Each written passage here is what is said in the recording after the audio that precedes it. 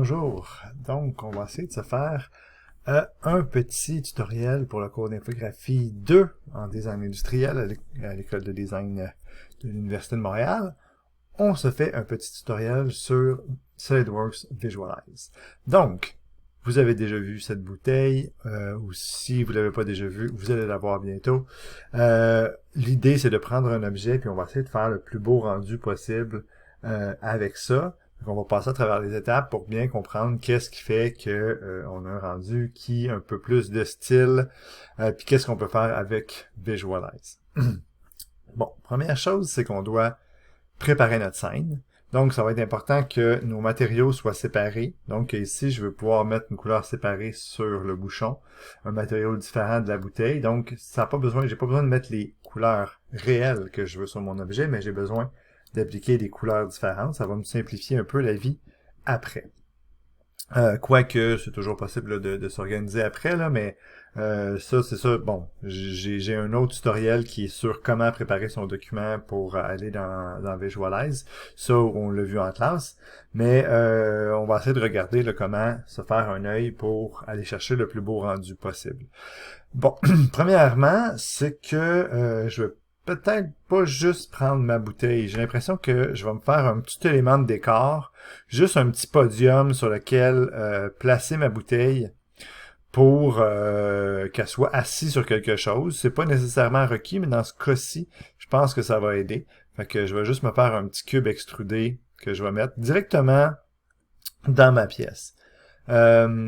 Si vous voulez mettre des éléments un peu plus complexes là, que juste un cube, là, je vous conseille peut-être de faire un assemblage puis de mettre une pièce, de faire ces éléments-là dans une autre pièce, de façon à ce que votre assemblage principal reste uniquement pour la production et non pas qu'il y ait des éléments graphiques là, comme je suis en train de faire directement dans votre fichier de production. OK, donc si je faisais cette bouteille-là pour de vrai, ben je me ferais une scène à côté, un assemblage juste pour mon rendu, puis c'est à cet endroit-là que je viendrais mettre mes éléments de décor. Fait que, mettons ça peut-être à 8 pouces. Ouais, quelque chose dans ce genre-là, on va pas le fusionner.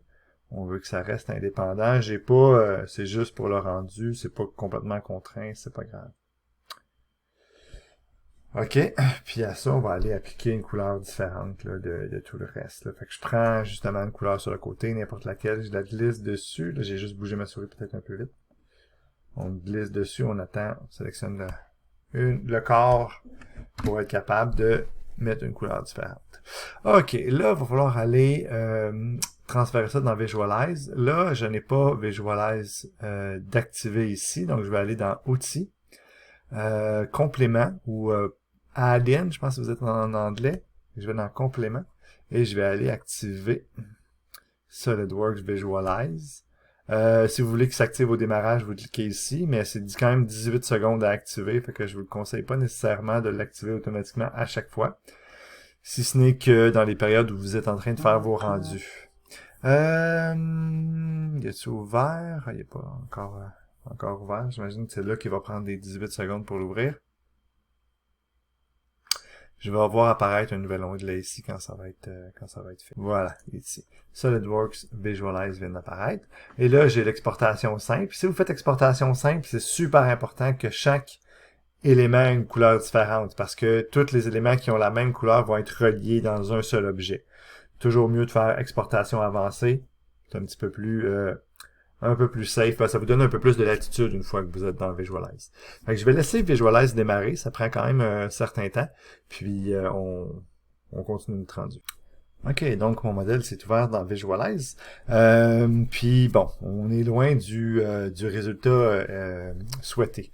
Bon, fait que là, la dimension du rectangle est en fonction de ce que j'avais dans SolidWorks. L'image de fond est en fonction de ce que j'avais dans SolidWorks. Donc, on va aller modifier ça un petit peu. Si jamais la fenêtre que vous voyez ici est trop petite pour être capable d'évaluer votre rendu, vous pouvez aller le modifier dans Tool, Options.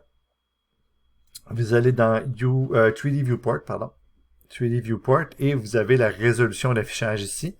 Moi, puisque je suis en train d'enregistrer en ce moment, puis mon ordinateur commence à être un peu vieillissant, je vais le laisser comme ça pour l'instant. Mais si jamais j'ai besoin que ce rectangle-là soit plus grand, c'est ici que je viendrai choisir plus de résolution. OK, fait que je vais laisser comme ça pour l'instant. Si jamais vous avez des problèmes et que ici vous avez juste le rond vert et non pas le petit rond orange, c'est probablement un problème avec votre carte graphique. Là. Il y a une des options ici qui pourra peut-être vous aider.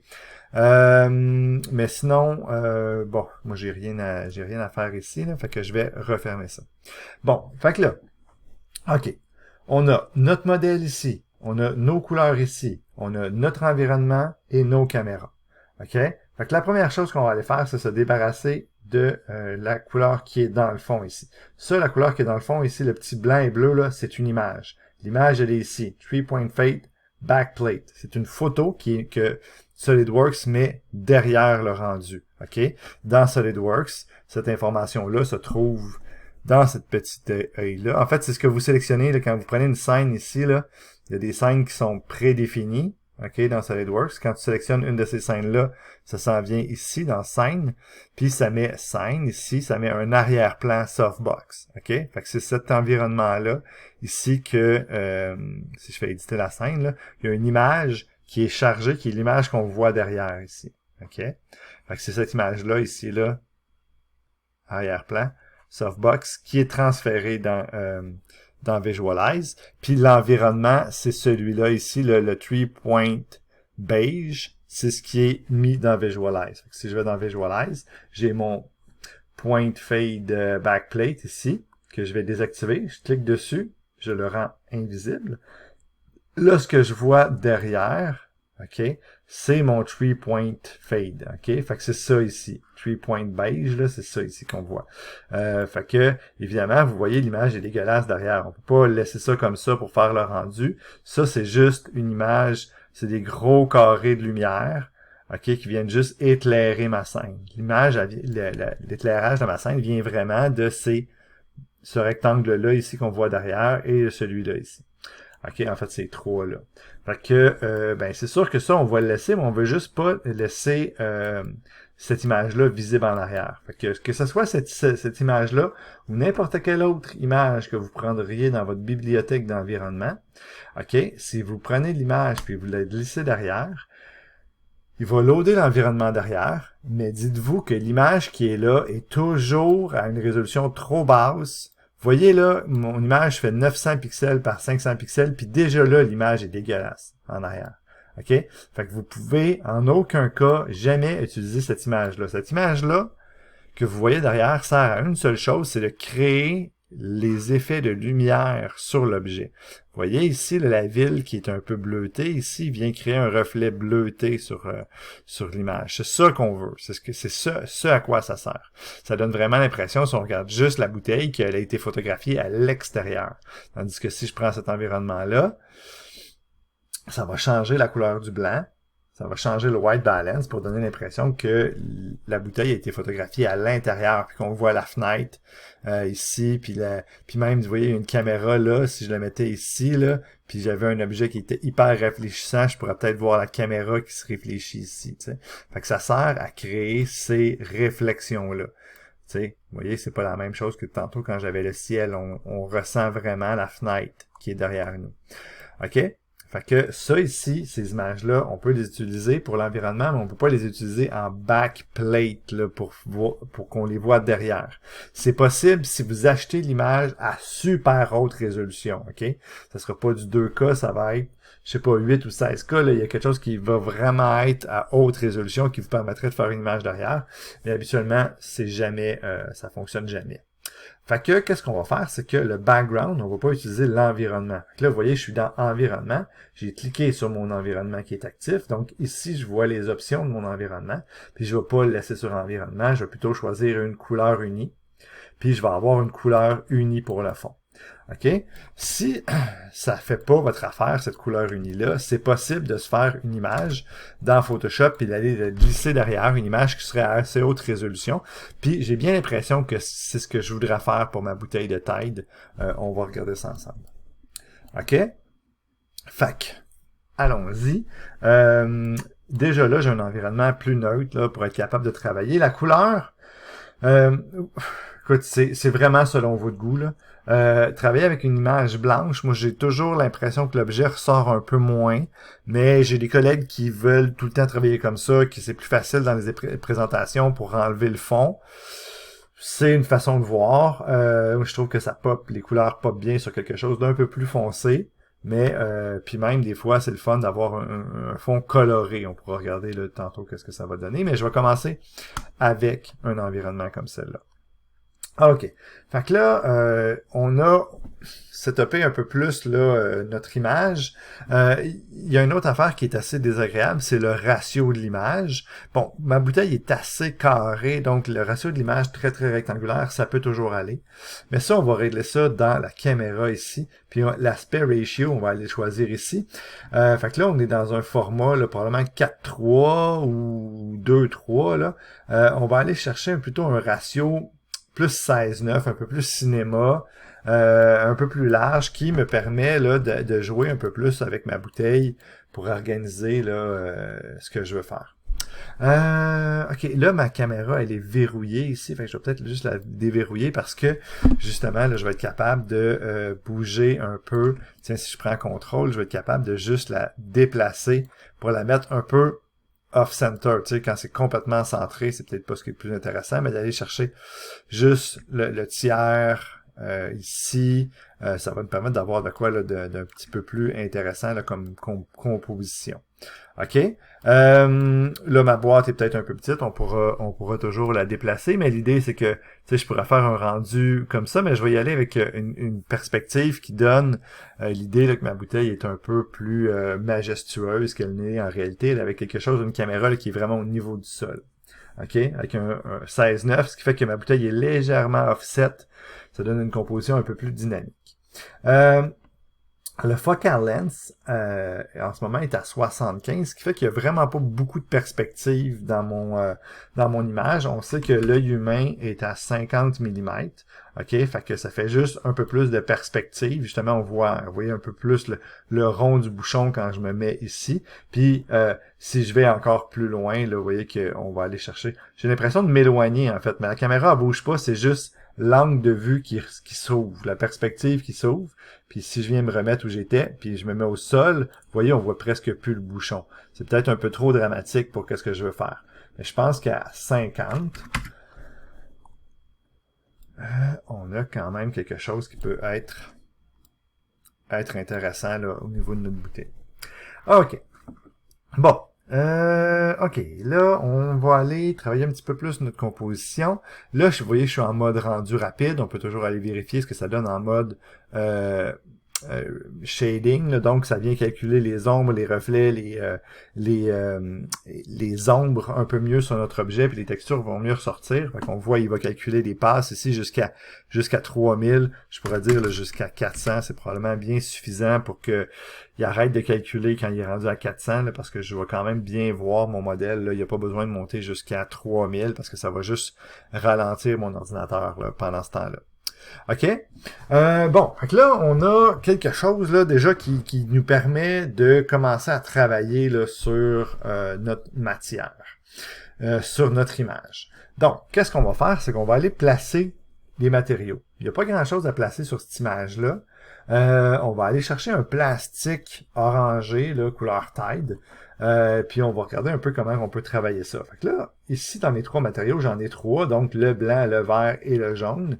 Je vais aller travailler l'orange qui est ici. Si je clique dessus, je le sélectionne, ces options apparaissent ici dans le bas. Puis là, on voit que ce blanc-là, en ce moment, là, color, on pourrait l'appeler... je vais l'appeler plastique orange pour la bouteille, c'est la matière plastique. OK? Fait que là, ça, c'est la première option ici à choisir. On a plusieurs possibilités qui vont nous donner des settings après qui vont être différents. Fait que ce qu'on va choisir ici va influencer tout le reste des autres settings qu'on a qui sont disponibles pour nous autres. OK?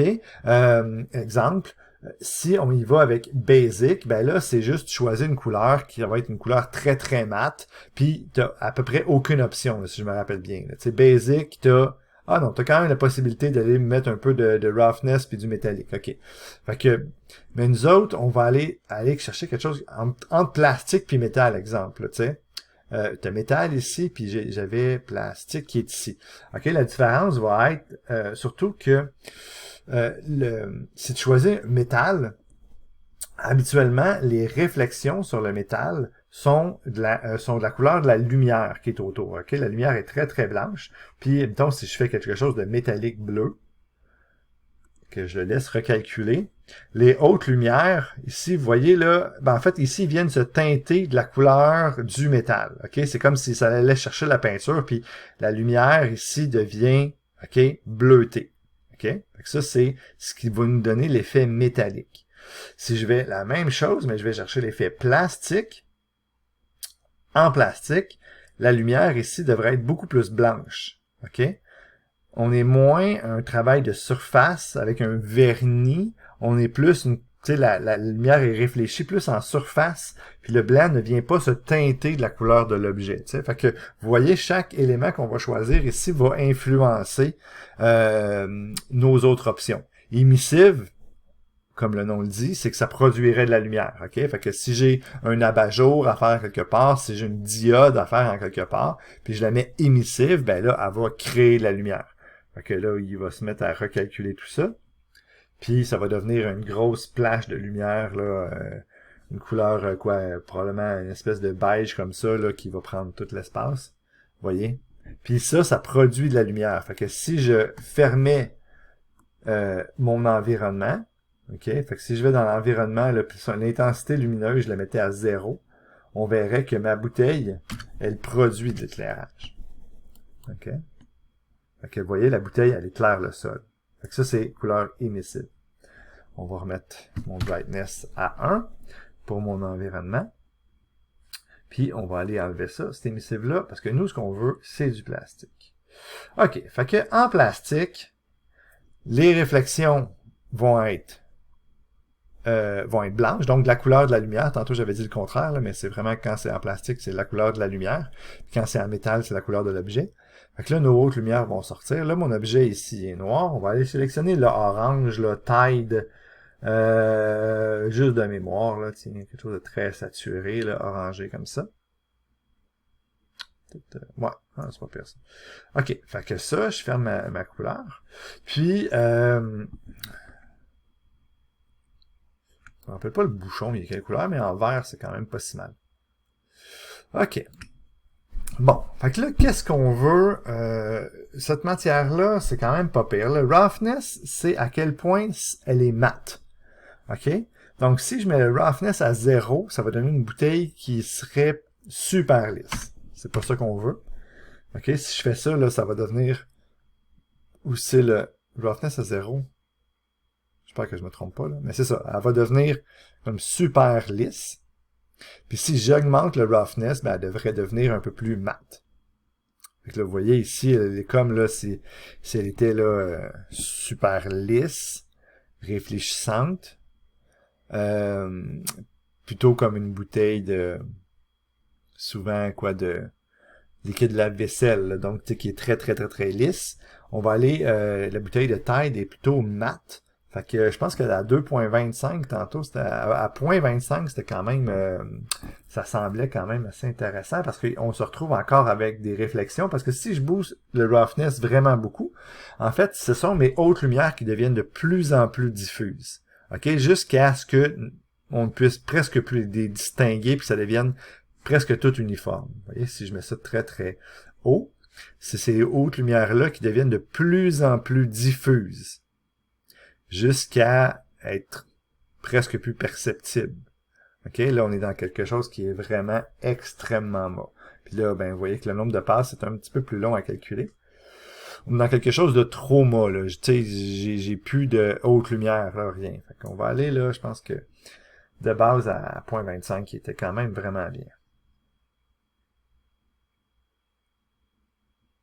OK? Fait que je vais aller faire mon vert. Vous voyez que j'ai mon élément de sélection ici de matériaux qui est sélectionné, là, mon Select Tool. Fait que si je clique là-dessus, c'est pas la forme, mais la couleur que je vais sélectionner. Vous allez voir, ça va sélectionner ça ici.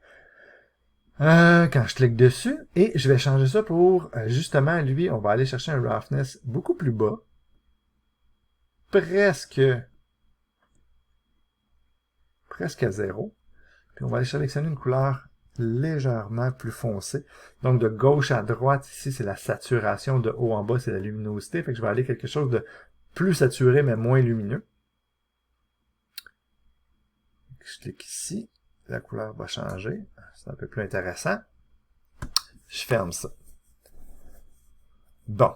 Là, j'ai pas rentré dans vraiment trop d'informations là sur mon modèle. Mais qu'est-ce qui pourrait être intéressant là, si c'est pas un objet d'une seule couleur. OK? Si, exemple, je voudrais que ma bouteille elle soit dégradée, exemple de blanc à orange. OK? Ben là, ce que je peux, ici, je peux juste mettre une seule couleur de base. Là. Vous voyez, c'est une seule chose que je peux mettre là-dedans. Par contre, je pourrais aller mettre une texture ici. OK? Fait que le petit plus qui est là, il fait référence. Si je mets quelque chose là-dedans, en fait, il vient dans texture ici, puis il vient mettre une texture mapping. Sync texture, OK. Il ne met pas... Oui, c'est là qu'il va le mettre. Je vais juste aller vérifier ça. Oui, donc c'est exactement ça. Là. Si on veut mettre un dégradé sur la bouteille, il faut se faire une image dans Photoshop, dégradé exemple de blanc jusqu'à orange, puis c'est ici que vous pourrez charger l'image. Puis une fois qu'elle est chargée ici, là, elle va apparaître dans cette zone-là. Mais je me garde ça pour un autre tutoriel. OK? Fait que là, on a setupé ici le bouchon qui est beaucoup plus lisse. Ici, la bouteille qui est un peu plus mate. J'ai pas touché à mon jaune. Le jaune ici, on va aller voir. Je pense que je vais essayer de voir, juste pour avoir une texture, quelles sont les textures là, que je pourrais aller sélectionner qui existent déjà, ou je pourrais la faire moi-même, tiens. Attendez, qu'est-ce que j'ai de disponible? Je vais aller voir dans Plate Project Texture. Ouais, qu'est-ce que j'ai dans les textures?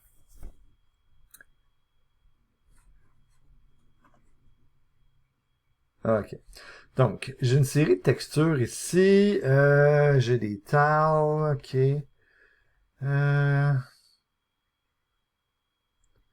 Mesh alpha. Ça sera pas nécessairement très intéressant.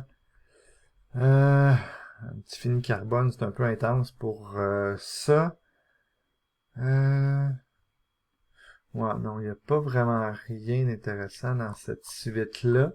Juste aller voir si dans le cloud, il pourrait y avoir de quoi d'un peu plus intéressant. Ce que je cherche, en fait, c'est peut-être juste une espèce de céramique. J'aimerais ça donner une espèce d'effet céramique à mon modèle. Pour donner l'impression là qu'on est dans une salle de bain. Là. Ça va donner des lignes. OK. Ça, ici, il y a des tuiles quand même, Square. Ça a l'air très petit, mais je vais l'essayer. Je vais télécharger cette texture-là. OK, fait que là, elle devrait être locale maintenant. OK, elle est ici. Fait que je vais essayer ça. Ça, c'est une image, là, donc c'est un bump map. OK, puis en fonction des couleurs, ça donne l'information au logiciel sur dans quel axe est la surface. Fait que je vais prendre ça, je vais glisser sur cette surface-là, l'autre texture. Puis là, il devrait me demander où est-ce que je veux la mettre. Le premier, c'est la couleur. Le roughness, ça l'influencerait. Est-ce que c'est mat ou pas? Moi, ce que je veux mettre, ce serait dans le displacement ou dans le normal. Je suis pas certain pour ce qui est de Visualize.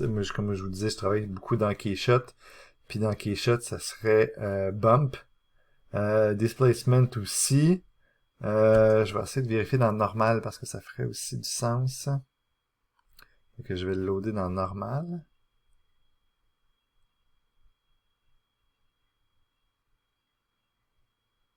OK. Ça fait que là, ils viennent de loader ma petite céramique dans mon normal map. Parce que ça s'appelle comme ça, un normal map. Fait que là, si je double-clique dessus, est-ce que je ferme ça?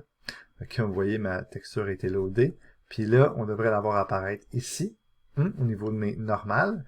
Puis là, vous voyez que ça change la couleur parce que là, le logiciel essaie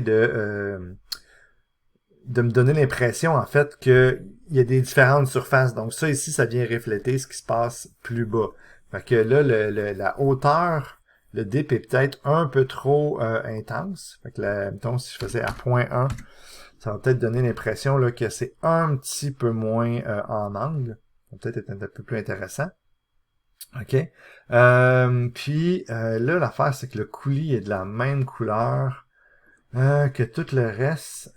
Dans les textures, je n'avais pas une image correspondante qui me permettrait de faire un coulis. OK. Bon, parce que l'idée, c'est que si j'ai cette image-là avec une ligne colorée ici, donc si je prenais cette image-là puis je me faisais une ligne colorée, je pourrais donner l'impression qu'il y a un coulis d'une couleur différente. Puis je glisserais cette image-là au niveau de la couleur. Il y en a qui sont faites comme ça, là. Ici, là, vous voyez que lui, c'est la couleur, puis lui, c'est le bump map. OK? Fait que je vais vous montrer, là. Si je voulais faire un fibre de carbone, ces deux images-là ensemble vont me donner cette information-là. Fait que, ou le wood ici, là, tu sais, des fois, tu vas prendre ça pour le ici, regarde, ça ici pour la couleur, puis ça ici pour le bump map. Fait que là, ici, l'exemple que je dirais, c'est ça ici pour le bump map. Fait que si je le glisse là, puis je le mets sur ce qu'on appelle ici normal map, ça va prendre cette image-là, puis là, ça va donner l'impression qu'il y a des petites bosses. Bon, c'est très, très gros. Puis celui-là, ici, c'est pour la couleur. Fait que là, je le prends, puis je viens glisser ici. Attendez, je l'ai pas pris. Je prends ça, je viens de glisser ici, puis lui, je vais le loader sur la couleur. Donc, je pense que c'est ici. Albedo, je sais pas pourquoi ça s'appelle comme ça. OK, puis là, ça va mettre la couleur là. Fait que ce sera plus jaune et gris, ça va devenir noir et gris avec cette bosse-là. OK, vous voyez. Puis là, si je double-clique dessus, je vais aller éditer le matériel qui est là, ici. Puis là, en fait, c'est que ma texture, elle est juste beaucoup trop grosse. Fait que on peut peut-être aller changer la dimension. Fait que là, ici, la tuile, il y a une tuile. Mon image a fait une tuile d'une certaine grandeur. OK? Fait que l'image, elle couvre mon objet au complet. Si dans cette même dimension-là, je mets 10 tuiles, ben, il va répéter l'image 10 fois. Fait que là, dans un sens, je vais mettre 10 fois dans l'autre sens aussi, mais je pense qu'ils sont liés. Fait que là, ça va devenir 10 fois plus petit, la texture.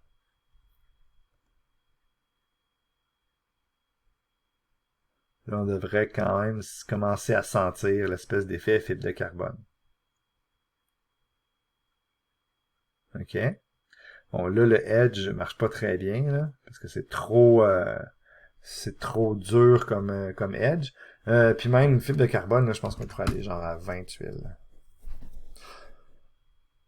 OK, puis le shift, ça permettrait de le faire bouger, là, si jamais ça arrivait pas à la bonne place, là, vous pourriez le déplacer, la texture vers la gauche ou vers la droite. Puis le repeat ici, c'est à savoir est-ce que la texture, elle se répète, parce que là, j'ai juste une image ici, exemple, puis là, elle se répète à chaque fois.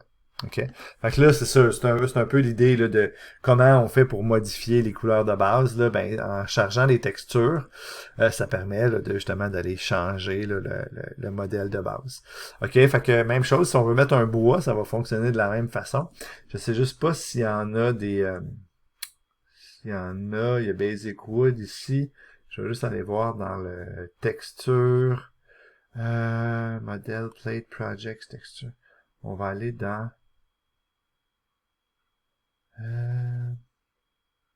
voyons. Les apparences. On va aller dans le cloud. Pour chercher qu'est-ce qu'il y a comme wood. OK. Mettons. Tech. Ah, il faut que je le télécharge.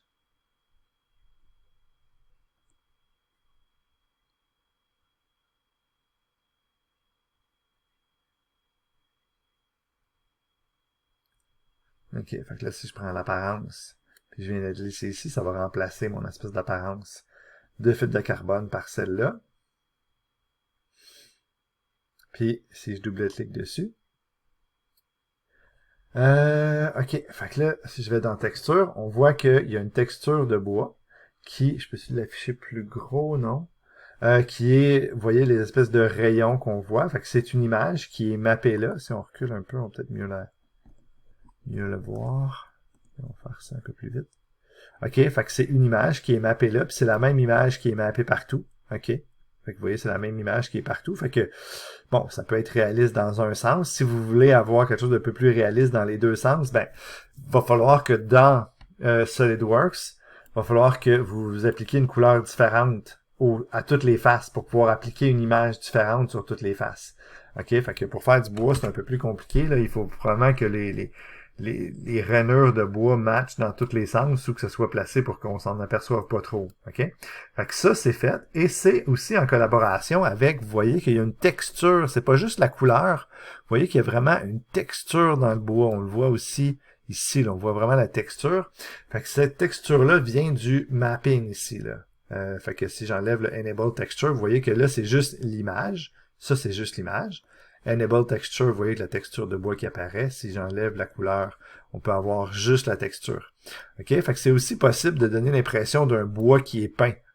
Fait que là, le bois, c'est comme s'il était teint blanc, mais je pourrais avoir quelque chose de, mettons, de noir ou de gris très foncé avec de la texture de bois dedans.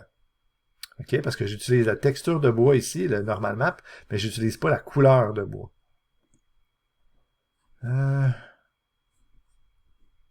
Enable Texture, Invert, Brightness, pourquoi qu'il ne m'affiche pas le noir?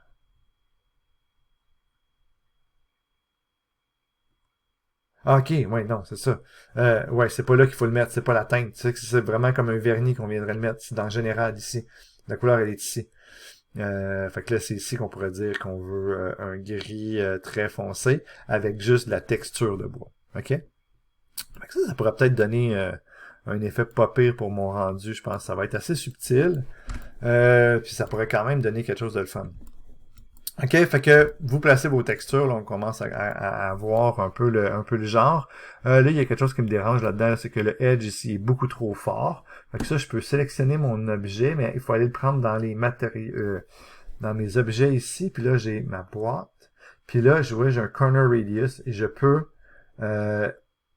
arrondir, donner l'impression d'arrondir le coin. Là, je sais juste pas trop l'unité de mesure, c'est quoi là? Je le vois pas. Il va falloir que je fasse ça pour le voir.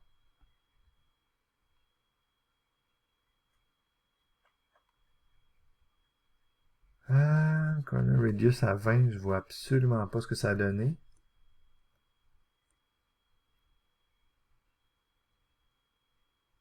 Étrange. Serait-tu de le mettre sur le groupe? Non, je pense pas. Ok. Si je le mets sur le groupe, ça fait une différence?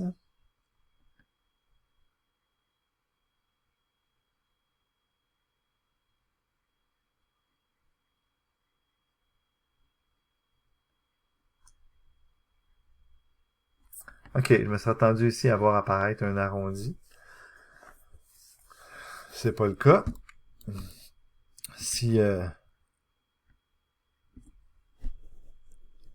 Ah, c'est une question d'update, non? Hein? Non, ok. Ici aussi, ça me dérange. Vous voyez que l'arête est trop vive. Je vais le sélectionner. Sélectionner la part. Je la sélectionne. Puis là, on va aller mettre un corner radius. C'est-tu parce que c'est juste trop petit? C'est en millimètres.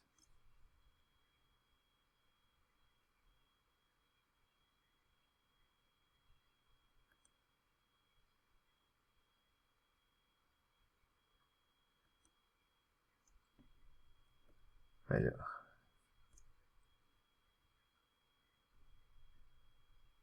Ok, on dirait que ça n'a aucun effet. Pourtant, c'est quand même quelque chose d'important. Bon, ok. Fait que là, si on n'est pas capable de les faire ici, il va falloir aller les faire ici. Fait que je reviens dans SolidWorks. Je comprends pas trop pourquoi ça marche pas, mais c'est pas grave. Quand ça marche pas, on va dans SolidWorks. On fait nos congés. Fait que je vais faire un congé. Quand on veut retourner dans SolidWorks, c'est toujours mieux de venir mettre ça sur pause. Project... C'est P le raccourci là, snapshot, pour mettre ça en pause. View.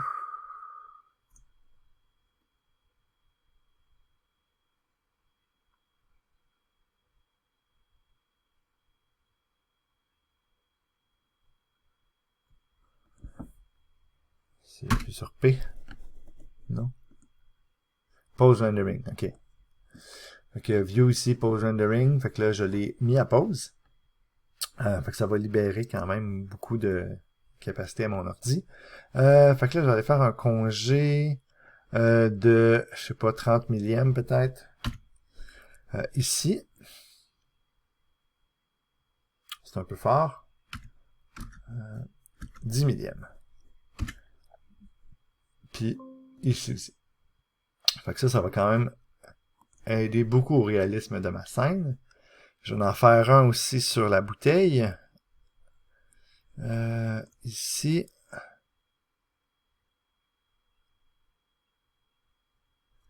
J'en fais un sur cette arête-là.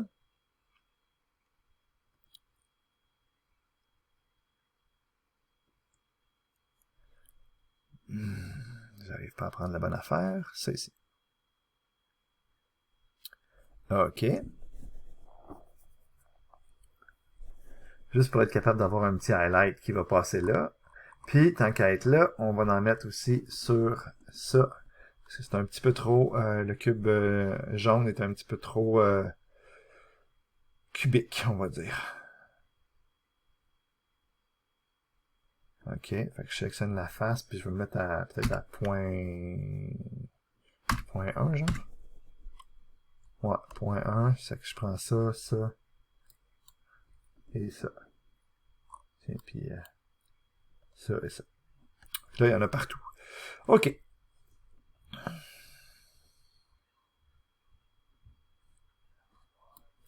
Je vais en profiter aussi pour allonger ça ici qui est peut-être pas assez long. J'ai dessus mon bouton Instant 3D n'est pas activé. Si on va l'activer, Instant 3D, puis là, il va apparaître une flèche ici. Puis là, je peux tirer sur la flèche.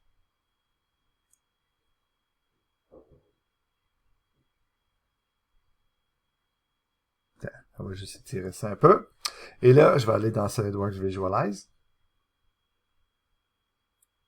Et je vais faire mettre à jour. Le fait que mon rendu est à pause, ça dérange-tu? Ça n'a pas l'air. OK, do you want to re-import? Yes. Puis là, on devrait avoir apparaître les congés. Donc le petit congé ici qui devient un petit peu mieux. Puis nos matières ont été resettées. Ça, c'est vraiment pas cool, par contre.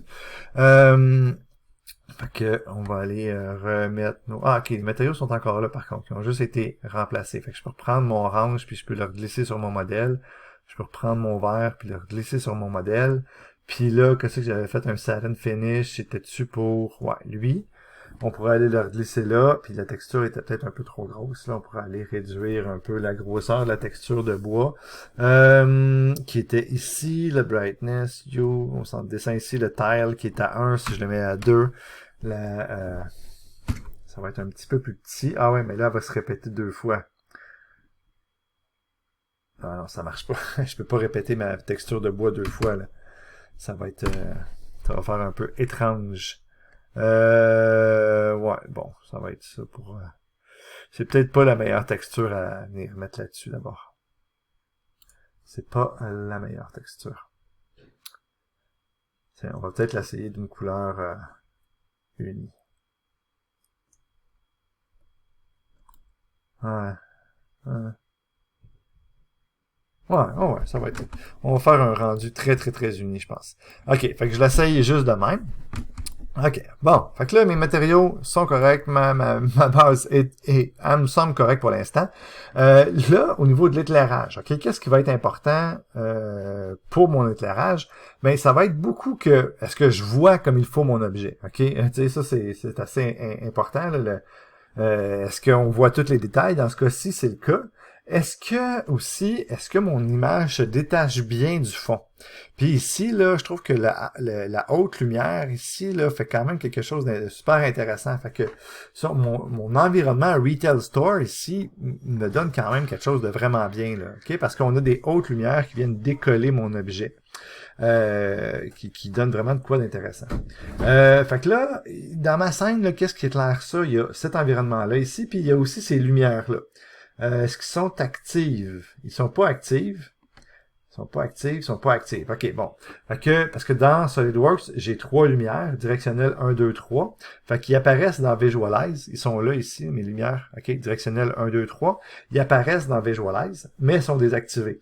Ça serait possible aussi de fermer l'éclairage de cet environnement-là et d'utiliser juste ces lumières-là pour être capable de les repositionner parce que ceux-là, on peut pas vraiment les repositionner. Par contre, on peut rotationner l'environnement. OK? Fait qu'ici, je peux faire tourner l'image autour de mon objet pour aller chercher la bonne éclairage. OK? Il est où? Shadow Intensity. Fait que ça, c'est lui. L'image qui est là, background type, brightness, resolution, j'ai pas rotate, flip horizontal, size, ok, rotation 90 degrés. Ok, fait que je pourrais faire tourner l'environnement autour. On le verrait bien si j'allais dans, exemple, si je mettais ça métallique, paint, métal. Tiens, si je mets ça en chrome, on va peut-être plus le voir. Aluminium, bronze, chrome. Tiens, un chrome là, très, très réfléchissant. OK, fait que là, vous allez voir si je peux faire rotationner l'environnement ici autour. Puis là, on va voir les réflexions qui vont changer. Vous voyez que là, la fenêtre ici. OK, donc on voit que je peux faire tourner l'environnement autour de mon modèle pour trouver l'éclairage qui donne le meilleur résultat. OK, fait que si je remets ça ici, vous voyez que là, en avant de mon modèle, c'est assez plat. La lumière vient vraiment en arrière. Fait que là, on a une lumière qui vient taper ici. On a une super belle lumière ici qui vient séparer notre objet. Par contre, en avant, c'est un peu flat. Fait que l'idée, ça va être d'aller trouver ce qui donne un résultat intéressant en tournant un peu notre environnement autour. OK, pour trouver qu'est-ce qui sert bien notre objet. Ici, j'ai une lumière qui vient vraiment de côté. C'est intéressant. Par contre, j'ai pas trop de lumière qui tape ici en arrière. Mais des fois, on peut... ici, c'est trop de face. OK? J'avais de quoi à 90 tantôt que je trouvais quand même intéressant. Fait que, tu sais, j'ai quand même de la lumière en avant, en arrière ici. La lumière vient sur le côté ici et détache quand même vraiment bien mon objet là, du reste du modèle. Que, ça, je trouve ça quand même intéressant là, comme type d'éclairage. On voit vraiment que la haute lumière, vous voyez qu'elle vient du côté ici. Fait que ouais. Je pense que j'ai de quoi quand même qui me plaît à ce niveau-là. OK. Là, le fond est très, très, très uni. Moi, j'ai eu une pause où ce que j'aimais bien faire un background de la couleur de mon objet. OK? Fait que là, je prends la pipette ici, puis là, je viens prendre genre la couleur de mon objet. Attendez, ça n'a pas marché. Environnement. Ça, c'est ma couleur de background color. Je clique là-dessus, je clique sur la pipette. Ah, comment ça marche? Faut la tenir, la pipette. OK, t'as tiens, puis tu lâches. OK? Fait que moi, j'ai eu pendant un bout de temps, là, j'aimais bien prendre un background qui était de la couleur de mon objet. Par contre, quand on fait ça, il faut vraiment s'assurer d'avoir des super belles hautes lumières qui détachent ton objet, parce que sinon, tu le perds complètement. Tu perds complètement ton objet sur le fond. Mais je pense que ça peut donner quelque chose de le fun, puis ça peut donner quelque chose de le fun en collaboration avec un petit effet qui s'appelle du vignettage. Donc, c'est de foncer les côtés de l'image ici. Est-ce que je l'ai?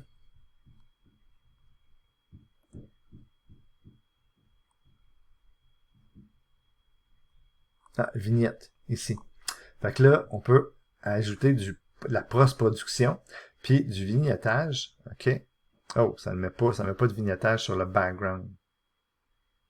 Oh, ça marche pas. OK. Parce que ça peut donner quelque chose de le fun de rajouter du vignettage, mais bon, dans le logiciel que j'utilise qui s'appelle Keyshot, le vignettage apparaît aussi sur le background. Ah, apply to geometry only. Fait que si j'enlève ça, ah, OK. Fait que là, je peux juste, ça fait juste que mon fond, il est pas d'une couleur unie. Fait que j'en mets juste un tout petit peu, puis ça fait popper un peu plus l'objet dans le centre. Donc, ça donne l'impression d'un dégradé un peu plus dans le fond. Fait que ça, je pense que c'est quand même quelque chose qui peut être intéressant. Après ça, bon, c'est possible de venir jouer un petit peu plus sur l'image. Le bloom, ça peut être quelque chose de le fun. Le bloom, ça va, si j'enable le bloom, ça va faire un petit flou dans les hautes lumières. Fait que, exemple, si je mets l'intensité vraiment forte, là, on devrait voir apparaître autour des hautes lumières, un radius un peu plus grand là-bas, un petit flou, un petit filtre flou là, qui donne un petit effet.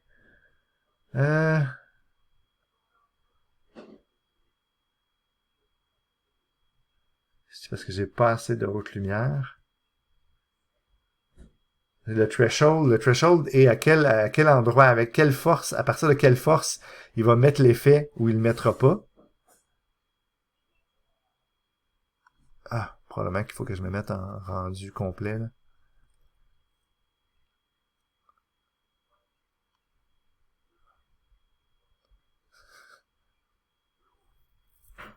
Ah, rendering pause. Non, attends. Resume rendering.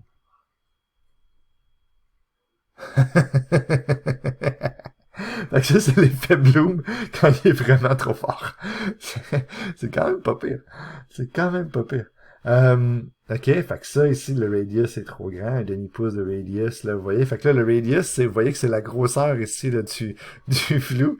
Fait qu'on le met vraiment tout petit. Puis là, du threshold, il faut en mettre parce que sinon, faut mettre un peu de threshold parce que sinon, il met juste du bloom absolument partout. Fait qu'on lui donne un threshold qui fait qu'il en mettra pas partout, il va en mettre juste sur les hautes lumières.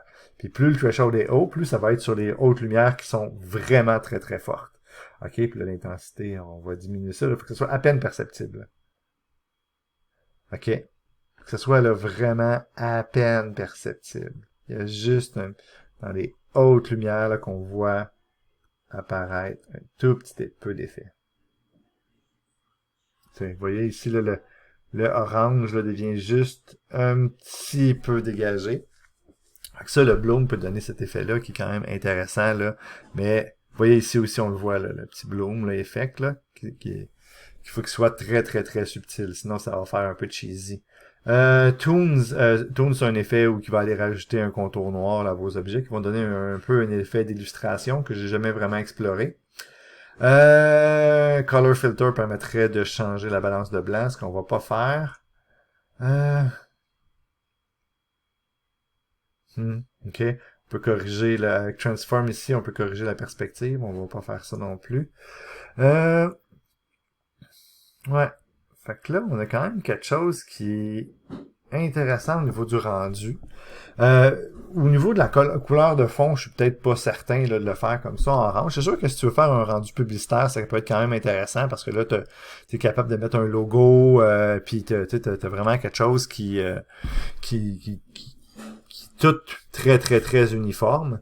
La table aussi se détache super bien, puis mon objet, puis j'aime bien, ma caméra est comme tiltée un tout petite affaire.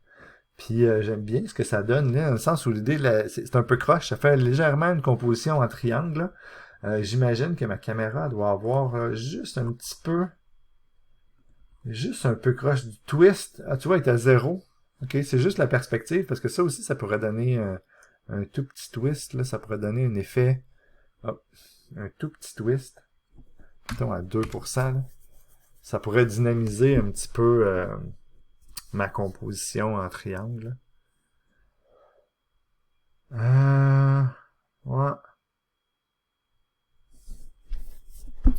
Fait que, qu'est-ce qui fait que c'est un beau rendu?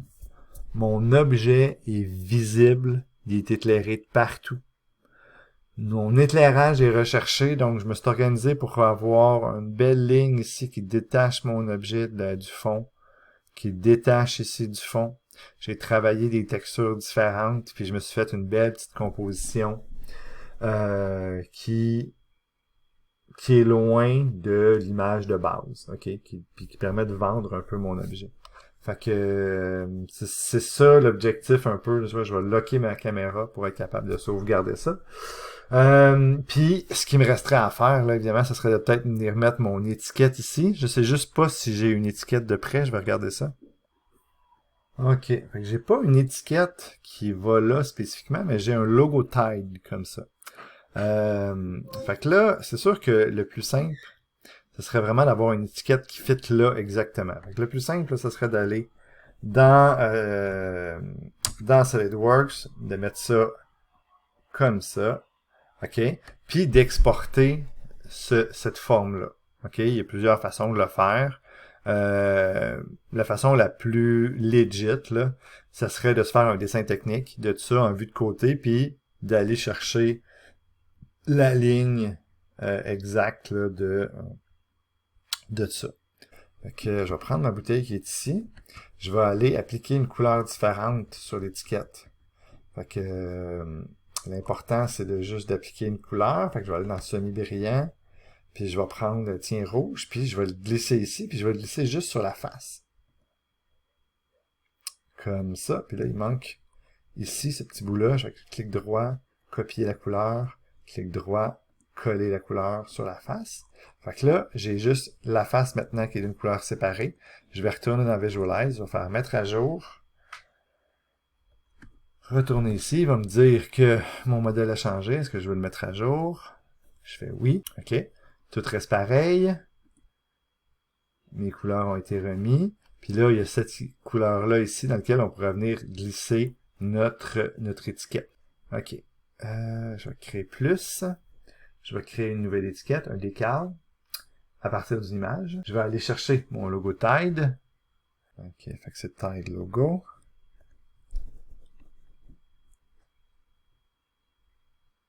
OK, fait que j'ai l'étiquette ici. Je vais la glisser là. Je sais juste pas si je mets cette couleur-là en dessous. Puis je glisse ça ici.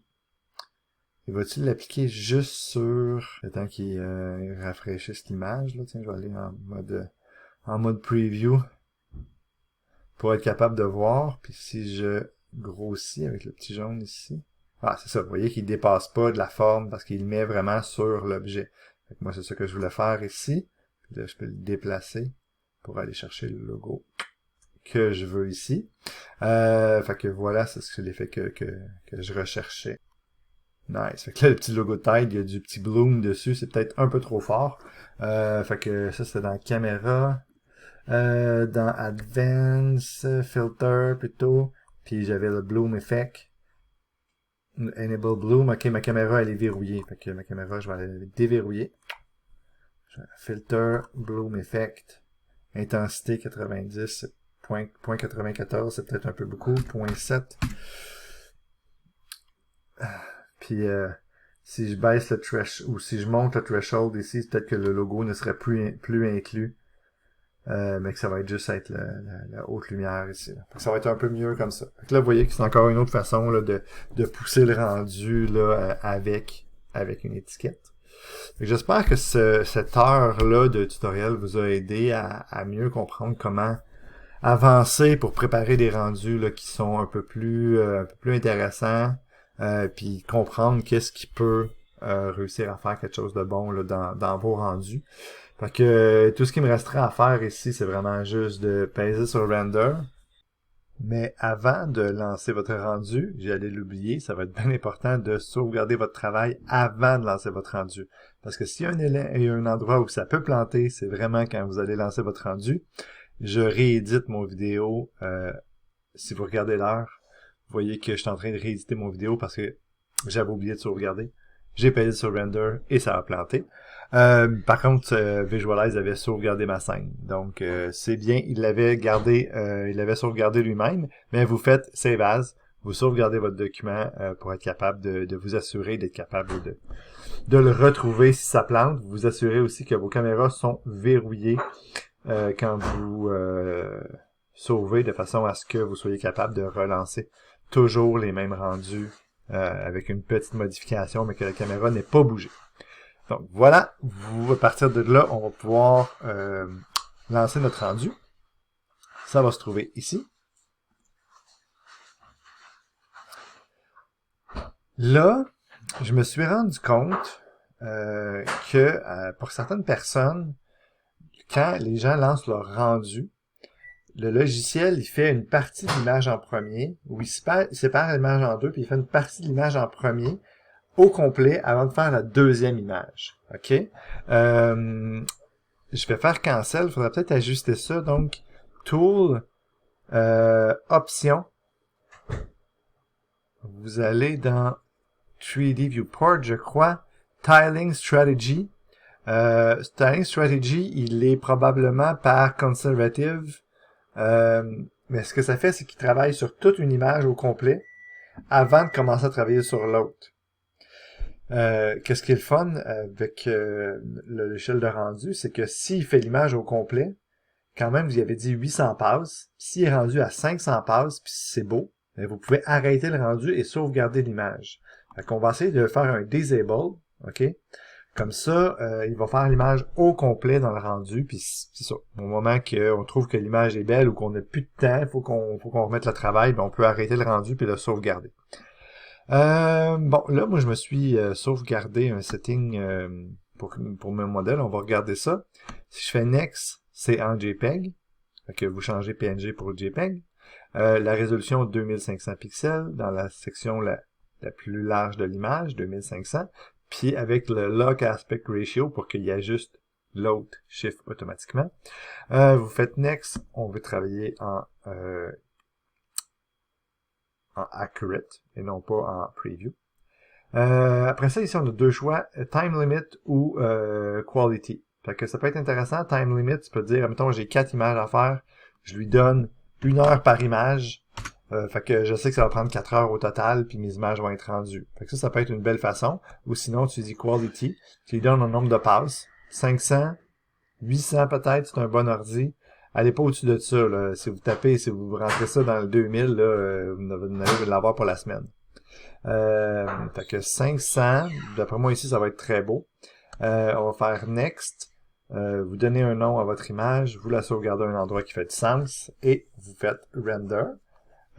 J'ai sauvegardé mon image, fait que je peux lancer mon rendu.